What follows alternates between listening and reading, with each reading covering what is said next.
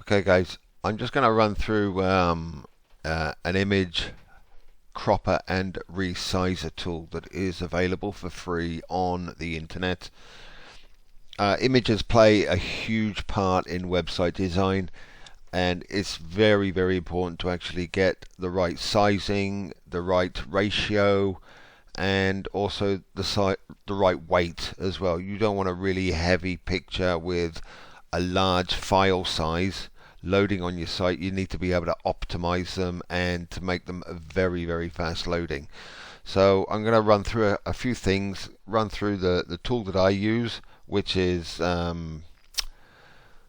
pretty straightforward, but I'll give you a quick tutorial on how we use it. So that tool is C-R-A-P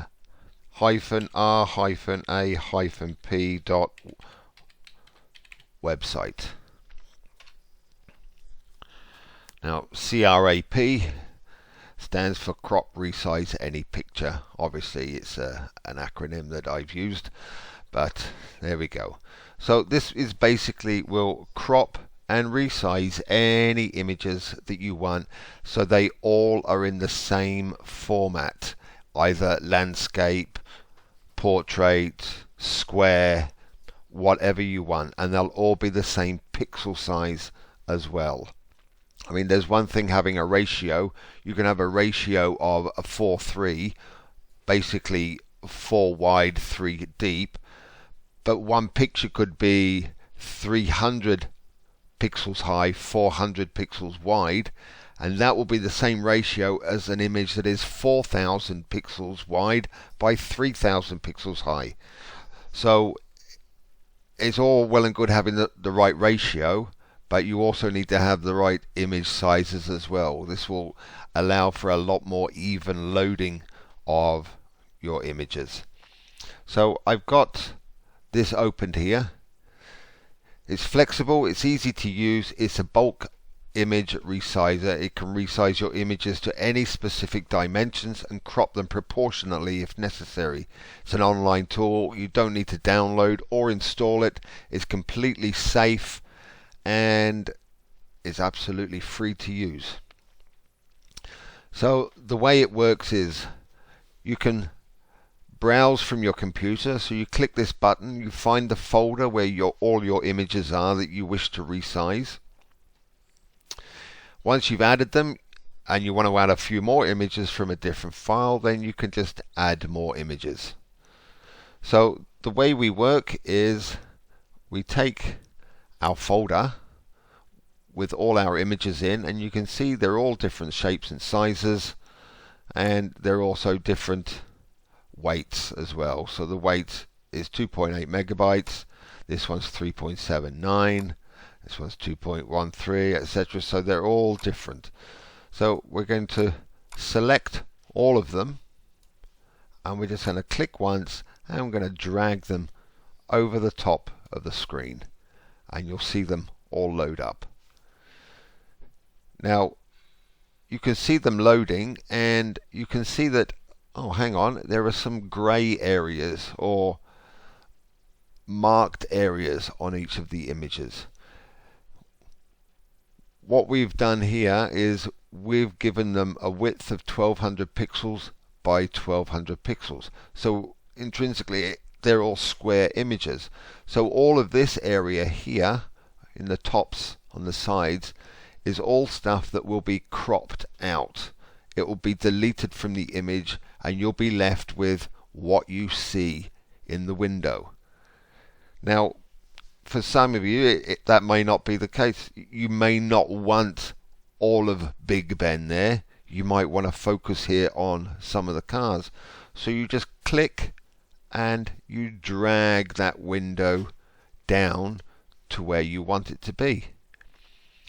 Same as these, you drag it over or over. It's entirely up to you. Where you drag this, that is where that image will crop. So we want that one there, we want this one here, this one here, we need about there. So it gives you a little bit of freedom. But what happens if you don't want square? Let's say we want a Facebook size post image. Well, that is 1200 and the height is 630. So we click on that now, and we have now a different ratio. Now the Facebook ratio is the ratio that optimizes your image best. You'll get less cropping on an image that is 1200 by 630 for Facebook pages and posts.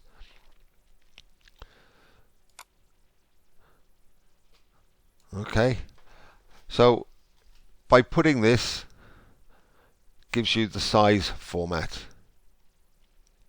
The border, you can add a border to it, the color, and the thickness. So this is now adding a border to all of your images. What happens if you don't want that? We've got a little color filter, and we can change that color however we want it to be, or we have nothing at all. So just so you know, that thickness is on the inside of the image. It will not add any extra pixelation to the extremities of the image or the chosen dimension of the image. It takes it away from the image itself, and you can see that by us now making it super duper ridiculous. You can see the extremities remain the same, but the internal image is depleted. So once we've got all our pictures and we're happy with the way they're done, we can choose the image quality.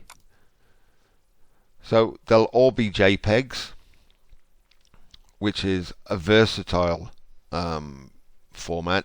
It doesn't allow for any transparency, so if you have a transparent image with no background, like an icon or a cutout, for example, this will save as a JPEG, which will fill it in as white in the background.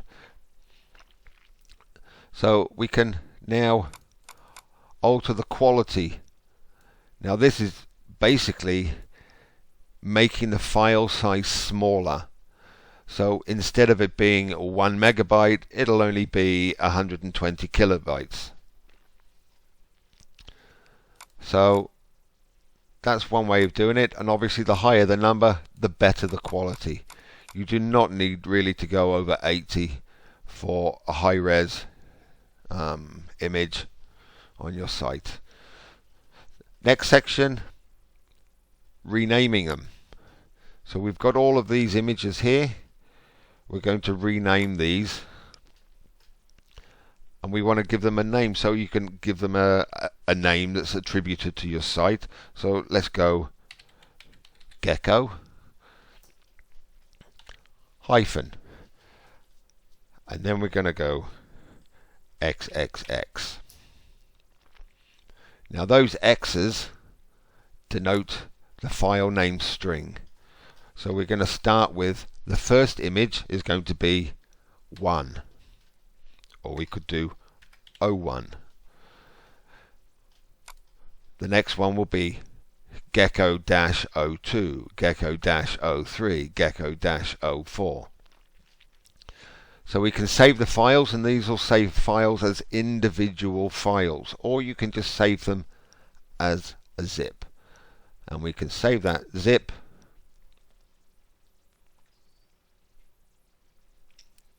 and we're going to save it into our sample folder where we've got the other images from, and we press save. Now if we go back into our sample, you'll see we have all of the original images uncropped, but we now have this folder called crap zip. If we right click on that, we go to 7-zip and we extract to crap. And there you have your images. And as you can see, they're all the same size. They are all named 001, 002, extra, etc., etc. If we look at the file sizes, and you'll see that we wanted widths of 1200 by 630. So each one is 1200 by 630. You can see the actual size is now a lot smaller than the original images. So let's take this lady with the balloons. That's now showing at 61 kilobytes. If we look at the original image, 590 kilobytes. So that's a saving of nearly 80% on the load time of that particular image, which will make your site a lot faster. And that's it basically. But more importantly, you've now got images that are all the same size dimensionally, and that will look a lot better on your site. It'll have a lot more uniformity to your website than having a big picture then a small picture. It'll help with the layout and the structure of your site immensely, and aesthetically it will be a lot more pleasing to look at than a website with images that are juxtaposition to each other, that just seem to fill the gap, that have no uniformity to them at all. Okay, I hope that's helped you, and look forward to the next video. Alright, thank you very much now. Bye bye.